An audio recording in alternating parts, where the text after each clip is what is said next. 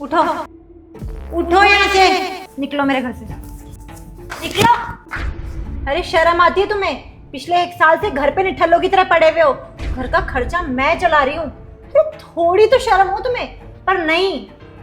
अरे दीप्सी यार, कोशिश कर तो रहा हूँ, और क्या करूँ मैं? कोशिश करना ही तो मेरे हाथ में है। जाता तो इंटरव्यू देने के लिए ट्राई तो कर रहा हूँ ना। बस करो, क्या कोशिश कर रहे हो तुम? 1 साल में तुम्हारी अभी तक जॉब नहीं लगी है, ऐसा है?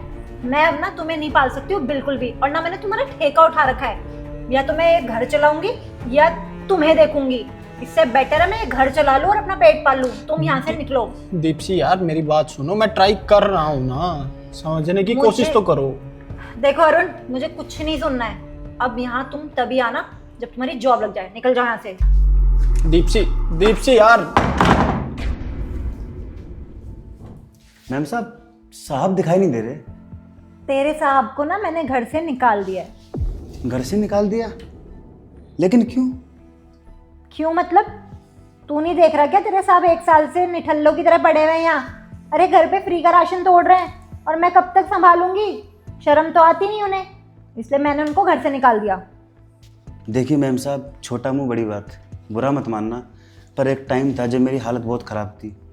साहब ने मेरी हेल्प करी, मुझे पैसे दिए, और आज उन्हीं की वजह से मेरे घर की 2 वक्त की रोटी चल रही है। लेकिन आज हमारे मालिक, हमारे साहब के दिन खराब चल रहे हैं, तो आपने शायद मेरे हिसाब से बहुत गलत किया मैम साहब। ओ हेलो, तुझसे जितना काम हो ना उतना काम कर, और ज़्यादा ना हमारी फैमिली मैटर में इन्वॉल्व होने की ज़रूरत नहीं है। चुपचाप काम कर ले। बड़ा है सांप का चमचा, नौकर है ना, नौकर की तरह रहे। देखिए मैम साहब, मुझे पता है मैं इस घर का नौकर हूँ, और आप लोगों के सामने मेरी कोई भी औकात नहीं है, लेकिन मैं एक इंसानियत की हैसियत से कुछ कहना चाहता हूँ। पति पत्नी का रिश्ता ना बहुत ही ऊंचा रिश्ता होता है। आपको शायद पता हो, रामायण में माँ सीता और श्री राम 14 साल का वनवास मिला था उन्हें, और एक वो हमारी माता सीता पत्नी थी उनकी, उन्होंने बिना कुछ कहे उनके साथ 14 साल बिना किसी अरेंजमेंट के, बिना किसी फैसिलिटी के जंगल में काटे। मैं मानता हूँ आप अपनी जगह ठीक हो, लेकिन साहब गलत नहीं है मैम साहब। एक बात बताइए मैम साहब, साहब ने आपके लिए क्या नहीं किया?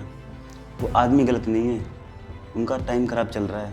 आपकी छोटी से छोटी ख्वाहिश, बड़ी से बड़ी ख्वाहिश, हर चीज़ साहब ने पूरी की है। क्या नहीं किया साहब ने आपके लिए? और तो और, मुझे आज भी याद है, उस दिन मेरी माँ को बहुत तेज़ बुखार था, पर मेरी जेब में 10 रुपये तक नहीं थे, तो साहब ने तुरंत मुझे 20,000 रुपये दिए और बोला कि एक अच्छे से हॉस्पिटल में अपनी माँ का इलाज करवा। आज भी मैं देखता हूँ रास्ते में कहीं भी कोई गरीब मिलता है ना, तो साहब उसकी हेल्प करने में हिचकिचाते नहीं हैं, तो वो अपनी फैमिली के लिए कैसे गलत हो सकते हैं? मैम साहब, एक बार मेरी बातों पर प्रकाश डालना और सोचना कहीं आप गलत तो नहीं हो, और जाने अनजाने में मुझसे कुछ गलत निकल गया हो तो मुझे माफ़ करना मैम साहब। मुझे पता है मैं नौकर हूँ।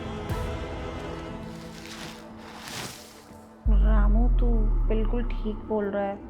मैंने शायद कुछ ज़्यादा ही गलत कर दिया तेरे साहब के साथ। मुझे ऐसा नहीं करना चाहिए था।